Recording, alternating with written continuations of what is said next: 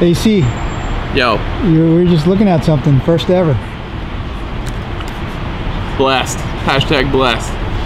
No, it's funny. I used to write columns for you guys when I was like, I still remember you texted me when I was like, man, had to be what, 2010? I was 13. Yeah. And you're like, you sure you want to commit to this? Like, it's a pretty big deal, you know? Yeah. And yeah, here we are, first professional cover of TransWorld. Thank you guys. It's hard to believe it's taken this long for you to get a cover in a mag as a pro.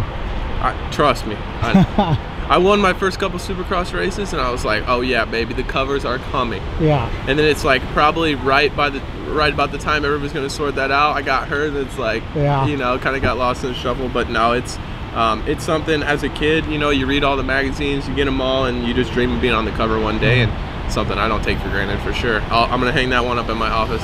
Nice. And then last year, we were gonna put you on the cover. I think, is that when?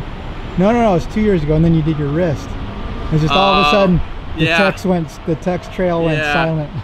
No, it's cool. I think it happened at a good time too. You know, I got through a season, both indoors and out, did decently well in both, and had some success and able to justify the cover. It was a sick shot too. It was a little bit, how we did it was a little bit sketcy though. It was a little bit muddy. It was a little bit muddy. So we kind of had. I think we had what, 5 attempts at the jump, and then Alan started yelling. No, I don't even know if that was Alan there. Yeah, he was like, come on, dude. Oh yeah, it was time to do motos, and it was wet, and we did. If you can see in the background, it was a little bit wet, and we had one rut kind of going up the face. And I'm not like much of like a scrub whip guy anyway, but I'm like, this is my cover, it's my first cover, I'm just gonna lean into this thing. And I was able to get it one time. A little panic revs, but we were good. It was good. We were good. If you actually look in my eyes, I look a little scared. And that's an accurate portrayal of me. Yeah, that was a cool shot, because the little backstories that go into it, like I had to rush to Fox at the last minute and pick up gear and carry a gear bag over because of the new line. Yeah, and then I wore that gear the rest of the day too, got it filthy. They told me not to. Yeah, no, the rest of the day I was filming other stuff, and so you changed into mismatched pants and jersey. I do that all. I just spit everywhere, all over the table. I do that all the time. Ken Roxon, he kind of got me started on that a little bit, because I'm like, if Ken's doing it, he was doing it last year, just winning all the outdoor races. I'm like, if he's doing it, I guess I'm gonna start doing it. Mixing so now when my gear gets super sweaty between motos, and I don't want to take my knee braces and socks and all that off, I'll just be like, I'll just throw on a separate jersey and just run it. Yeah. So getting back to the columns, what was the process back then? Did you just ride them while you're traveling between amateur races, or? Man, I just remember I had a little desk set up in my room at my house in Port Orange, and I would just get to write. And it was kind of like they taught me in school. I would just write out a few subjects I wanted to write about, some key points, and just kind of I'd go through and write about those, and then just find a way to connect them together. And it's funny, because I used to get so much crap about me like not writing the columns. Everybody thought like my mom wrote it or something, you know. So no, it's something I still enjoy doing, like writing and kind of expressing yourself. It's like just a way to express yourself for me. And yeah, I think I had a lot of fun doing that. It got to be a lot for me though. I was like a little bit overloaded, and I missed a couple months, and then I felt bad, and it's like, yeah, so that's probably the reason why I stopped. But I don't know, maybe I'll make a comeback one day. You know. So to see you understand my monthly deadline pain then. Yeah, no, exactly. Hey, I remember you texting me, you'd be like, all right, like we need about it. There were some times I did it within like, minutes. I wrote those columns within like 2 hours or so, which was a lot for a 13 or 14-year-old. Yeah. And then the other thing that was fun was, I know what you're going to say. Are you smarter than a homeschooled? Was it 5th grader back, or no, 10th grader? No, 7th grader. 7th it started grader? 7th, and then it went to 8th, I think. Remember what? I had Reed on there. You schooled everyone. A couple people beat me, but I did have it for the most part. Everybody thought I cheated too. They thought we were communicating. I had it dialed. I'm probably not as sharp from that stuff. Fresh out of, like, I'm, you know, not as fresh out of school as I was then. You forget everything. Yeah, so. Yeah, I knew how to speak like Japanese when I was in college. Really? Yeah, I don't know any of it now. One look at you and I would think for sure you're fluent. Just kidding. So, man, you know, you characterize it as a decent season, but I mean, it's a dream season for 98% of professional racers out there. I mean, you won multiple races, got your first outdoor win. Yeah. How did the first outdoor win feel compared to the first Supercross? I seriously think that was probably the best feeling ever, because I felt, for one, it's been so hard for me to put the pieces together for outdoors, because I mean, even first year I was running Supercross, I didn't really feel like I was even that fit. You can mostly do that on willpower, you know. Supercross, if you ride the bike technically pretty well and get a good start, I mean, you don't have to be, when it comes to 250 class, 15 laps back then, you know, I mean, it doesn't have to be you know, crazy good. But when it came to outdoors, man, it was just such a struggle. I felt like I had the speed, and then it was like the first 15 minutes of the moto, I felt like, man, I'm dialed in. And then just about halfway through this season, even I was getting bad starts and crashing a lot, I think Red Bud and Southway, but that's when I started to feel like, all right, like I'm fit enough to do well in these races, both motos. And it's frustrating for me, because it's like, it's not like I don't do the work in the off season. You know, obviously coming into 2017, I had a little bit shorter of an off season after that crash I had at the Charlotte GP. So maybe that had something to do with it, but it's frustrating for me, because I'm not lazy when it comes to that stuff. You know, I want to do everything I can. And yeah, but being able to get my first outdoor win, I mean, even compared to my Supercross, even winning Daytona, all that stuff, I just felt like it had been such a long time coming. Like, I had washed the front end so many times with the lead. Even the week before in Unadilla, man, it's like the announcers, you listen to Jason Wygant and Grant Langston, they're like, it's coming, here we are, 15-minute mark, he's gonna wash the front, pretty much is what they're saying, and it happens almost every time. So to win a moto and to win the overall in the same day, it was a dream come true for me. It was, man, it felt so good. I bet. So are the bonuses for outdoor wins as good as Supercross? Yes. Yeah, are they equal? Yeah, they're equal. Here, let me shut my ringer off here. That's Savachi texting me, probably something about PlayStation. So you're out here in California. Do you have a second PlayStation out here? I do. Yeah, actually, as soon as I got here, so I've upgraded. I no longer play on a TV. I have a gaming monitor that I bought. You can get them for like $128 on Amazon. They're like a little 24-inch screen. You basically, it's just like you would use a computer. I could play it right here if I wanted to, as long as I had an outlet and a PlayStation. So I got a desk at Target the first day I got here. I got the gaming monitor. I had pre-ordered already on Amazon. It was at my front door waiting for me. I put the desk together, put an office chair together, and I already have a PlayStation out here. So I hooked it all up, and I haven't put a lot of time in on it so far, but it's here if I need it, you know. But I'm actually, it's pretty sad. I think the Monday after the GP in Florida, I think I played until like 4 in the morning with like 5 or 6 of my buddies. It's pretty awful. But all my guns are gold now for all you gamer nerds out there, you know. It is what it is. All right, so you mentioned the GP. Those dang GPs, like when I know when we texted right before the GP, we talked about filming. And you every time I make plans, I almost texted you, dude, don't get hurt at the GP, but I'm like, it's bad luck. I had 5 other people tell me that. Did you? Yeah.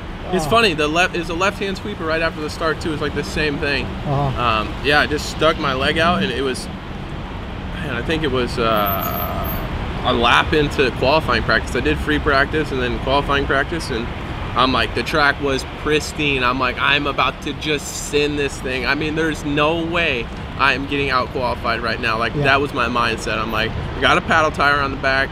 Like, I'm in Florida. It's too humid for these boys. I'm going for it. And yeah, I was going through the corner, sitting down, wide open, and just lost the front end. My leg was straight, and I just dabbed it, and that thing swelled up like a balloon. I actually went back to the truck. I'm like, man, I don't know if I can do it.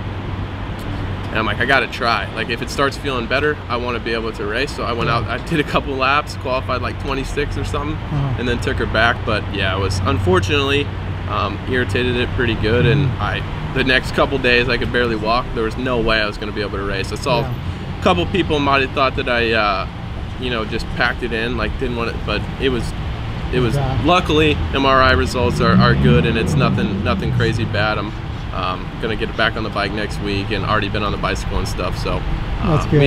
we escaped any major trauma like Charlotte. Yeah, no doubt. So it could be worse. It could always be worse. So you're out here in California. When does Supercross testing start? Supercross testing. I'm gonna start riding outdoors again next week, just get a few days in on that, and then probably start riding Supercross the week after. And it's normally a thing to where Bones is like, you know, just let me know when you're ready. You know, I need to get up to speed first. You know, you don't want to test going 80% speed because the bike's not going to work as you know, as you progress. So we have so much time, no need to rush it. Yeah, it's a good solid 3 months. Yeah, we got a lot of time, so just going to start getting the, you know, the flow back and kind of ease into Supercross and the training and all that stuff. So it's just one of those things where I call up Bones and be like, all right, I'm ready to test, and he's out there. Bones is always down. Re-signed with Monster Energy Pro Circuit Kawasaki. That was actually a surprise for some. A lot of people were predicting. Everybody thought I was going Geico. Yeah. I think that's funny because I think a lot of people, because I ride with a lot of Honda guys out at the, you know, out at the nest. So yeah, I think people made that connection there. But no, I couldn't be more excited to be with, you know, Monster Energy Pro Circuit Kawasaki for 2018 and 2019. I think it's funny, like earlier in the year we had people telling me that I was shopping for a 450 ride and stuff like that, and I'm like, and you guys are crazy, but like I haven't even barely raced a 250. But no, I'm excited. I think we're kind of in a pristine state right now. I really feel like I just did my rookie season. Like I'm still just 20. I'm 20 years old, and I feel like I'm just now kind of, I was obviously, you know me more than pretty much anybody, I was late bloomer. I mean, and I kind of feel like I'm just now kind of coming into my own to where I really feel like I can contend for championships, and you know, to have 2 years to do it with them, and I feel like we're in a really good spot. I like where the bike's at right now, and where it's headed, and all the progress we're making. And obviously we have Joey Sabachu had a lot of success on the bike this year, and Justin Hill as well. So I think next year and the year after that, I think we're in a you know, a really good spot. I feel like I'm the favorite, or you know, one of the guys at least that is you know, capable of doing it. So yeah, I'm confident. Do you appreciate the success more now after the struggles than if it, you know, like your first couple wins are easy, bam?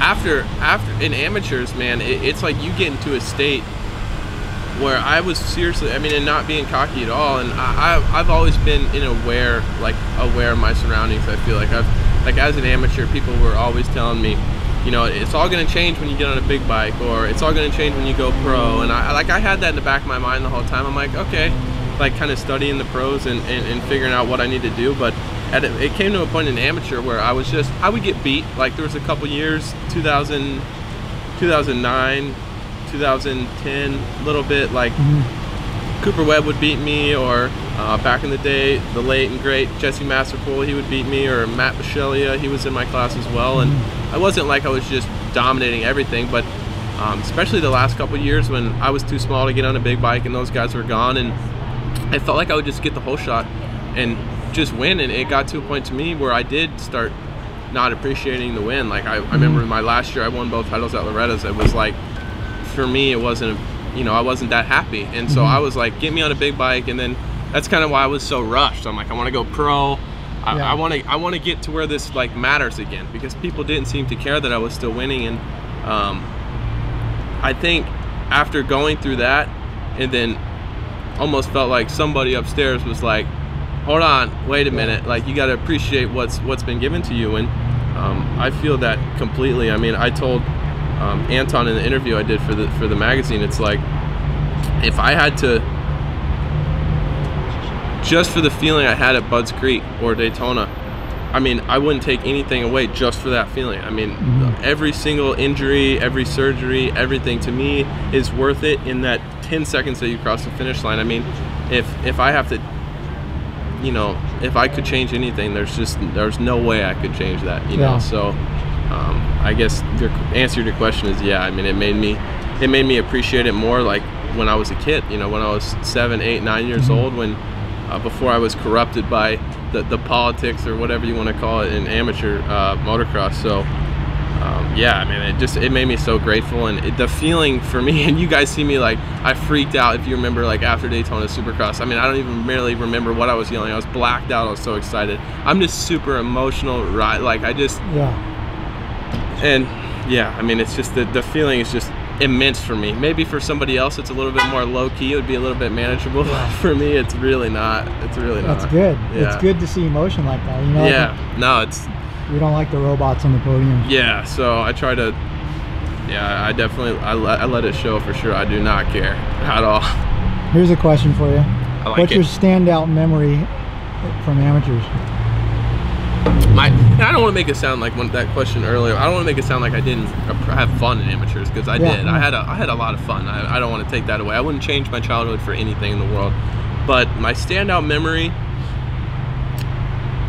I think the thing that stands out in my mind the most is just like going to local race, like with my friends that I grew up riding with, and I would race. I remember I was like on an 80, and I would race the 250B class, and everybody would just have fun. And I remember I would race like every weekend, like even if it wasn't an amateur national. So I think that's the thing that stands out with me. It's not necessarily a championship or anything like that. I think it's just going to the local, I mean, just what everybody does, you know, every normal rider does. I think for me that was so cool. Like in the local Florida scene, so awesome. Like everybody's so cool, and yeah, there's a lot of fast guys there, so it wasn't always easy either. That's not the answer I was looking for. What were you looking for? I thought you were going to say your standout memory was watching me take home those 2 titles at World Mini. Hey, I do remember that. I remember that interview. I had the short hair. I was buzz cut. Remember, that's like the first time I met you there, World Mini 2010. Yeah, that was a stressful week for me. Stressful week. I was off the pace that week. I had nothing for Cooper Webb on his 150 in the 85 Open class. He made a mistake after the finish line on the last lap. I swept up for the title. You know, it is what it is. He had me covered though. I remember that. I remember our first interview, I was just asking you stuff, and I just couldn't believe some of the answers I was getting from you as a little kid. Yeah, I was like, unfiltered. Hey, tell me something about you that no one knows. And you're like, I really like miniature things. And then I said basset hounds too. It's funny because I've transferred over to corgis now. I'm still the same. I just like corgis. Still short legs and cute dogs, you know. I'm still the same. I'm still the same. I just maybe filter myself a little bit more. And I have a little bit more of a less of a high-pitched voice. Yeah. I remember watching that. It's funny. Yeah, I saw I watched one of the Smarter Than a Homeschooled seventh graders the other day. I can't even watch them. I can't stand to listen to myself talk, man. I really can't. I couldn't even watch this interview probably. Nice. So, what else you got for me? You're thinking over there. You know, I think that's it, man. We just want to hook up and give you your magazines. Yep. And, some printouts. I like it. Now I gotta read it now. Yeah. I haven't read it yet. So how about the guy behind us that pulled up and parked in handicap? He's a big muscle guy with a vitamin shop shirt on. Oh really? Yeah, we just got him on camera then. Yeah. Let's report this. Right on, dude. Well, thanks for catching up. Yeah, no worries. Let's hit Skyline, bro. Let's go right now.